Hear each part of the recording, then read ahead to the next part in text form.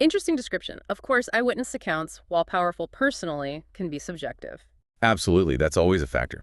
Kennedy then talks about Bilal, a Muslim shopkeeper. His place faced the Temple Mount directly, so he had a clear view. Another perspective. Yeah, they actually played a clip during the service, apparently, of Eli Galley interviewing Bilal later. And what did Bilal report? In the interview, Bilal talked about seeing a light, maybe red lights, over the old city. This was, he said, 6 years before the interview, and it only lasted a few seconds. But the location right over the Holy Temple area is stressed as significant. Multiple people reporting unusual lights in that specific, highly significant area over time. That's the picture they paint. Kennedy also adds testimony from a rabbi who was at the Western Wall. He described a moment, just a moment, when night had turned into day. A sudden, intense flash of light. Seems like it. She really emphasizes how unprecedented and historically significant these alleged events were. For those who experienced them, I imagine it felt incredibly profound, regardless of external explanations. No doubt. Okay, so moving to segment 6. This features Cardinal Erix Logan Arnold. His focus is on alertness, readiness, and also the Sumerian roots of faith. Sumerian. Okay, connecting way back. Yeah, he starts by circling back to that watchman theme. Believers were meant to be witnesses, actively looking, like for a thief in the night, staying alert. Vigilance again. Then he states their belief quite plainly, that Lord Rael has been here on Earth in mortal form since 2011. Since that January date. Since that date. He talks about the watchman on the wall spreading the word now, but also kind of wonders aloud why more people aren't seeking this information out. A recurring question for many belief systems, I suppose. True. Then the discussion takes a sharp turn, introduced by Michael Haar, apparently, focusing on Samaria. Okay. The ancient civilization. Right. Haar points out that Abraham, central to Judaism, Christianity, and Islam, came from Ur, which was in Samaria. That's historically accurate, yes. Ur of the Chaldees. So, the council suggests maybe the Bible and Torah don't give us the whole story. They encourage you, the listener, to look at Sumerian tablets. Suggesting they contain older, maybe more detailed accounts. That's the idea. They specifically mention the 7 tablets of creation, the Enuma Elish, and the Epic of Gilgamesh, saying they're like a more detailed Genesis. The parallels between Mesopotamian myths like Enuma Elish and Gilgamesh and Genesis are definitely studied in comparative religion, though interpretations vary. For sure. But they go further, asserting Christ, or the figure of Christ, has been around throughout history, that titles like Lord of Lords or Lord of Storms actually originate in Sumerian tales. Interesting, connecting Christ figure archetypes that far back. And that Lord of Storms title, they link it to divine punishment via natural disasters, citing a specific tornado outbreak, May 23, 2011, as potentially linked to an announcement Rael supposedly made. Wow. Okay, so tying modern weather events back to Sumerian god titles applied to Rael. It's a complex web they're weaving. Cardinal Arnold finishes by really urging listeners to research the Sumerian origins of their own faith traditions. So expanding the narrative way beyond the Abrahamic faiths into deeper antiquity, suggesting a continuity led by this Christ figure. That seems to be the thrust of it. Which brings us to the final segment, segment 7.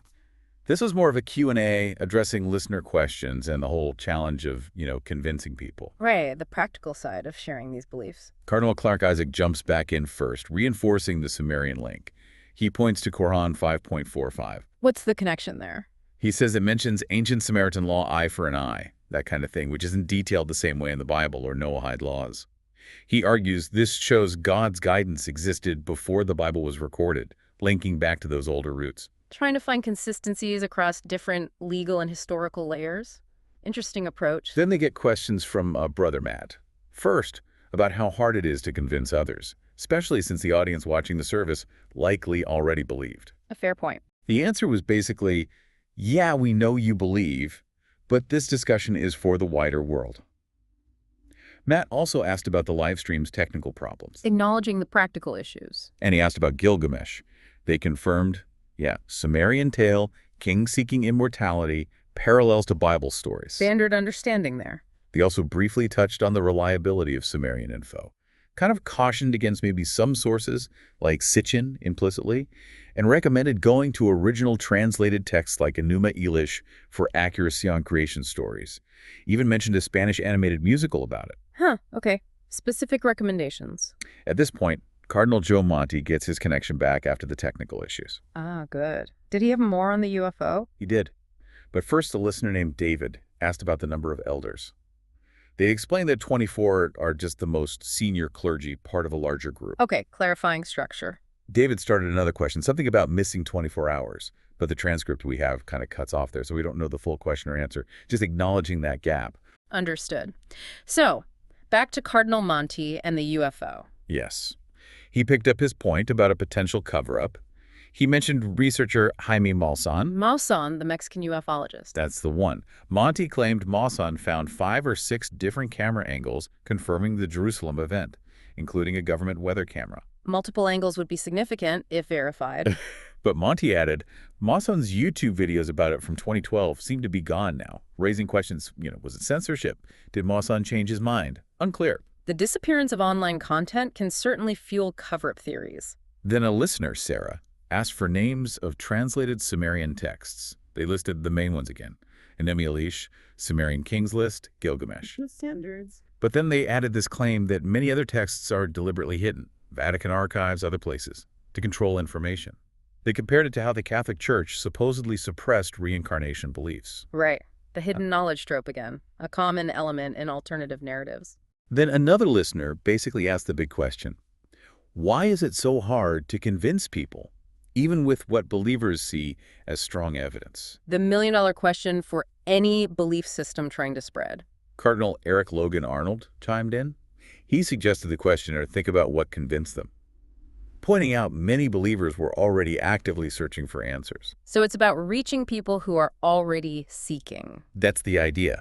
Believers need to share the info so seekers can find it. He connected researching things like Sumeria back to understanding Christ's return. Making the research part of the path. Cardinal Joseph Monti added a point about synchronicities, meaningful coincidences playing a role in people's personal journeys to belief. The subjective personal experience element. Michael Haar then shared a bit of his own story, how he got into researching ancient aliens, Sumerian texts, saw contradictions in mainstream religion. And found answers in this alternative view. Yeah, called it a mind-blowing epiphany, viewing it through a Tachantian alien lens. He explained seeing God as a title, Elohim, meaning plural gods.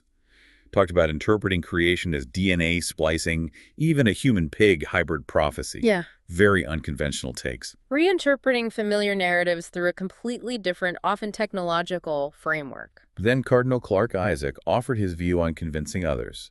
He really emphasized God's will. Meaning, in his view, no believer, he used the term railite, was ever truly convinced by someone else. It's a personal journey happening only when the individual's desire meets God's will. So less about argument, more about divine timing and personal readiness. Seems so. He suggested prayer, humility for those struggling, even admitted he used to be maybe too harsh trying to convince people, and realized he needed divine guidance on how to approach them. A shift towards a less confrontational approach. He also mentioned a prophecy, supposedly given to Rabbi Kaduri, that it's easier to convince an atheist than a religious person. Interesting paradox. Why would that be? Michael Haar picked up on that. He suggested trying secular evidence with atheists. Things like coral castles, alleged levitation, sound wave tech, DNA as creator evidence. Bypassing religious arguments entirely. Yeah. Contrast that, he said, with trying to overcome deep-seated religious dogma. He used the atheist delusion video as an example powerful for some, but doesn't convince everyone. The idea being that religious people have more existing beliefs to overcome or reinterpret. That's what Cardinal Joseph Monti seemed to agree with.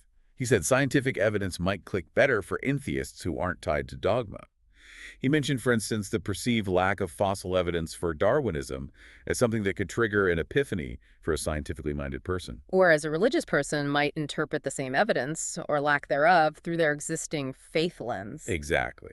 He reiterated it's just harder with religious folks because of those pre-existing beliefs.